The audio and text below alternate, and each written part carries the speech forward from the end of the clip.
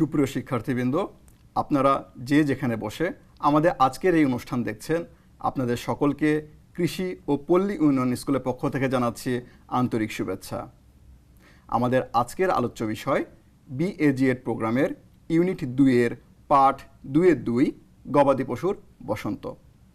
আজকের আলোচনায় উপস্থিত আছি আমি মোহাম্মদ খায়রুল ইসলাম, শিক্ষক, কৃষি ও পল্লী উন্নয়ন স্কুল, বাংলাদেশ উন্মুক্ত বিশ্ববিদ্যালয়, গাজীপুর, এবং আমার সাথে বিজ্ঞ আলোচক হিসেবে উপস্থিত আছেন আমি ফারহানা নাজনীন, শিক্ষক, কৃষি ও পল্লী উন্নয়ন স্কুল, বাংলাদেশ উন্মুক্ত বিশ্ববিদ্যালয়।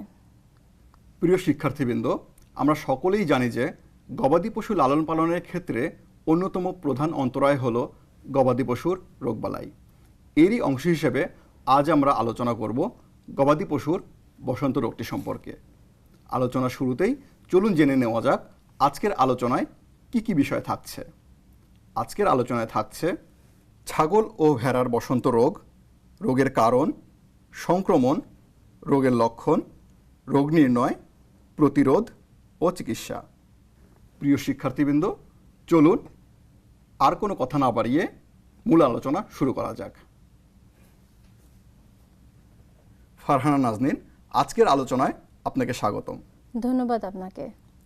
আলোচনা শুরুতেই আপনার কাছে জানতে চাচ্ছিলাম ছাগল ও ভেড়ার বসন্ত রোগটি কী এবং কেন এই রোগটি হয়ে থাকে।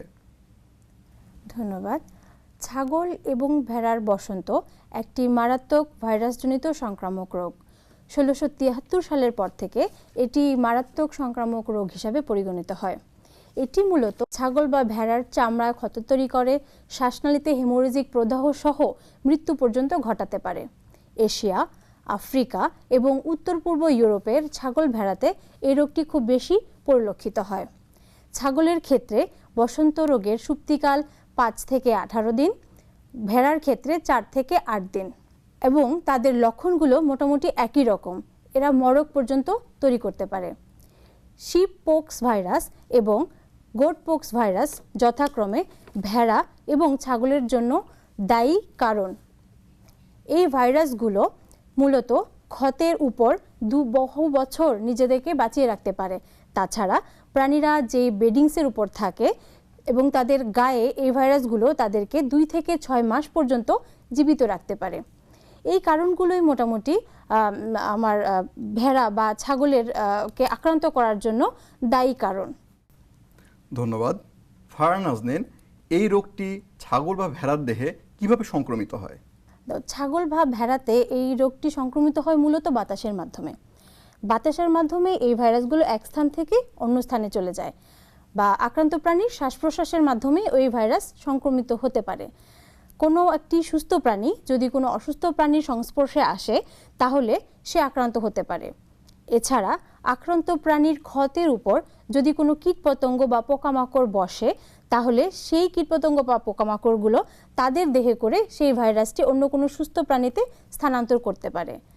কোনো খামারে খাদ্য সরবরাহকারী কোনো গাড়ি, চাকা অথবা খামার পরিচালনাকারী কোনো ব্যক্তির বুট, জুতো এগুলোর মাধ্যমেও কিন্তু এক খামার থেকে অন্য একটি খামারে বা খামারের বাহিরেও আমাদের এই ভাইরাসটি চলে যেতে পারে। এভাবে কিন্তু ভাইরাসগুলো সংক্রমিত হয় এবং আমাদেরকে নানা রকম বিপদে বা ক্ষতির সম্মুখীন করে। প্রিয় শিক্ষার্থীবৃন্দ, আজ আমরা আলোচনা করছি গবাদি পশুর বসন্ত রোগ নিয়ে। ইতিমধ্যে আমরা ছাগল ও ভেড়ার বসন্ত রোগ কী এবং কেন হয়ে থাকে এবং এর সংক্রমণ সম্পর্কে জানতে পেরেছি। ফারহানা নাজনীন, এ পর্যায়ে আপনার কাছে জানতে চাচ্ছিলাম কি কি লক্ষণ দেখে আমাদের খামারিরা কিংবা লালন পালনকারীরা বুঝতে পারবেন যে তাদের ছাগল বা ভেড়াতে বসন্ত রোগটি হয়েছে। আমি আগেও বলেছি যে যে কোনো রোগের লক্ষণ কিন্তু তার সঠিক চিকিৎসা, সঠিক সময়ে চিকিৎসা পাওয়ার জন্য লক্ষণ শনাক্তকরণ খুবই গুরুত্বপূর্ণ একটি বিষয়। তো কোনো প্রাণীর দেহে যখন ভাইরাসটি প্রবেশ করে তখন সাথে সাথেই কিন্তু লক্ষণ প্রকাশ করে না। একটি সুপ্তিকাল থাকে যে এই সময় পরে আমার প্রাণীটি লক্ষণ প্রকাশ করে। ছাগল বা ভেড়ার ক্ষেত্রে সেটি মোটামুটি 8 থেকে 13 দিন পর আমরা এই লক্ষণগুলো পরিলক্ষিত করি। ছাগল বা ভেড়ার সকল বয়সে জাতে বা লিঙ্গ নির্বিশেষে যে কোনো সময়ই তারা আক্রান্ত হতে পারে। তবে ছাগল বা ভেড়ার বাচ্চার বয়স 1 মাসের চেয়ে কম তাদের ক্ষেত্রে বা দুগ্ধবতী ছাগল ভেড়া অথবা খুব বেশি বয়স্ক ছাগল ভেড়ার ক্ষেত্রে কিন্তু এই রোগটি খুব জেঁকে বসে, মানে আক্রান্তের হার খুব বেশি। এই রোগে আক্রান্তের হার মোটামুটি 75%, আর মৃত্যুর হার 50 থেকে 100% পর্যন্ত চলে যেতে পারে, সেটি বয়স এবং সিভিয়ারিটির অনুযায়ী।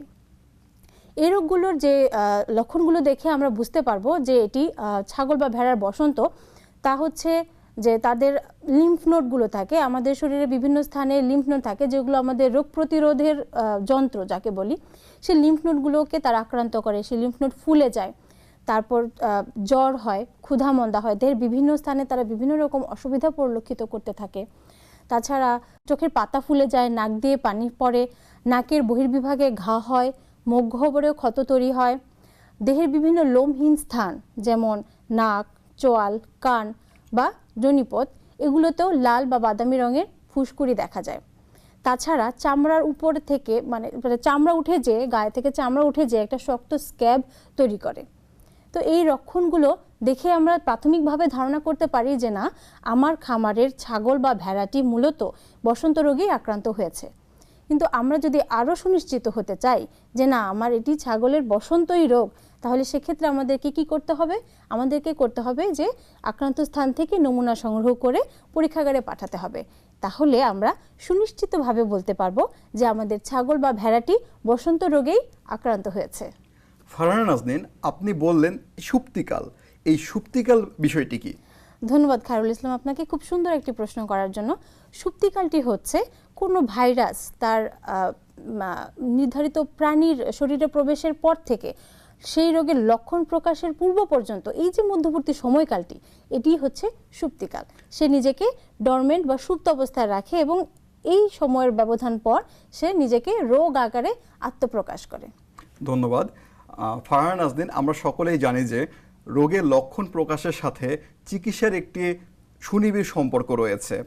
তো এখন আপনার কাছে যেটি জানতে চাচ্ছি সেটি হলো, ভেড়া বা ছাগলের বসন্ত রোগের ক্ষেত্রে এখন পর্যন্ত কোনো চিকিৎসা পদ্ধতি আবিষ্কৃত হয়েছে কিনা? ধন্যবাদ। আপনি যথার্থই বলেছেন যে চিকিৎসা পদ্ধতি সুনিবিড়ভাবে সাথে লক্ষণটি খুব ভালোভাবে জড়িত। আমরা যত দ্রুত একটি রোগের লক্ষণ দেখে নির্ধারণ করতে পারবো যে না, আমার প্রাণীটি বা আমার ছাগল বা ভেড়াটি এই রোগেই আক্রান্ত, তত দ্রুত কিন্তু আমরা তাকে একটি সঠিক চিকিৎসা পদ্ধতির আওতায় নিয়ে যেতে পারবো। সেক্ষেত্রে এটি যেহেতু একটি ভাইরাসজনিত রোগ, সেজন্য কোনো সুনির্দিষ্ট অ্যান্টিবায়োটিক কিন্তু তাদের জন্য নেই। কিন্তু মাধ্যমিক বা সেকেন্ডারি ব্যাকটেরিয়ার সংক্রমণে জটিলতা সৃষ্টি রোধকল্পে আমরা কিছু অ্যান্টিবায়োটিক ব্যবহার করতে পারি। তাছাড়া যে ক্ষত তৈরি হয় সেই ক্ষতে কিন্তু আমরা সালফানিলামাইড পাউডার যুক্ত মলম বা সালফানিলামাইড পাউডারও ছড়িয়ে দিতে পারি। তাহলে আক্রান্ত প্রাণীর ঘায়ে আমরা কিছুটা নিরসন দেখতে পাবো। সৌভাগ্যক্রমে ছাগল বা ভেড়ার ক্ষেত্রে কিন্তু আমরা ফলপ্রসূ টিকা বীজ পাই। এখানে দুই ধরনের টিকা বীজ রয়েছে, একটি হচ্ছে লাইভ বা অ্যাক্টিভেটেড, আরেকটি হচ্ছে ডেড অর ইনঅ্যাক্টিভেটেড। মূলত আমাদের সমাজে বা আমরা যে টিকাটি সবচেয়ে বেশি বা বহুল ব্যবহৃত হয় সেটি হচ্ছে লাইভ বা অ্যাক্টিভেটেড ভ্যাকসিন।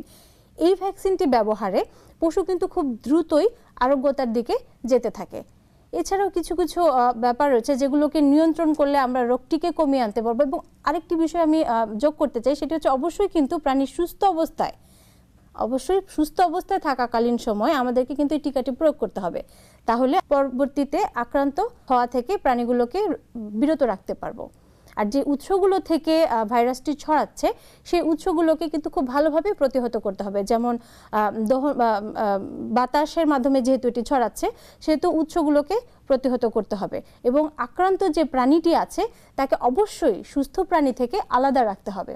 কোনোভাবেই যেন তার গায়ে বসা কোনো কীটপতঙ্গ সুস্থ প্রাণী সম্বলিত কোনো খামারে প্রবেশ করতে না পারে, সেদিকে আমাদের সজাগ দৃষ্টি রাখতে হবে।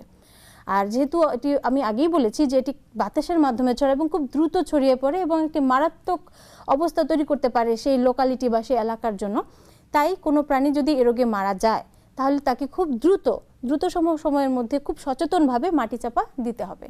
তাহলে কিন্তু আমরা মোটামুটি এই রোগের ভয়াবহতা বা তীব্রতা থেকে আমাদের সমাজকে বা আমাদের প্রাণী সমাজকে কিছুটা হলেও নিরাপদে রাখতে পারবো। ধন্যবাদ। শিক্ষার্থীবৃন্দ, আমরা আমাদের আলোচনার প্রায় শেষ পর্যায়ে চলে এসেছি। সর্বশেষে আপনার কাছে যেটি জানতে চাই যে আমরা সকলেই জানি প্রতিকারের চেয়ে প্রতিরোধী উত্তম। এখন আপনার কাছে যেটি জানার সেটি হলো আমাদের খামারিরা কি ধরনের প্রতিরোধ ব্যবস্থা গ্রহণ করলে এই রোগটি থেকে পরিত্রাণ পেতে পারেন।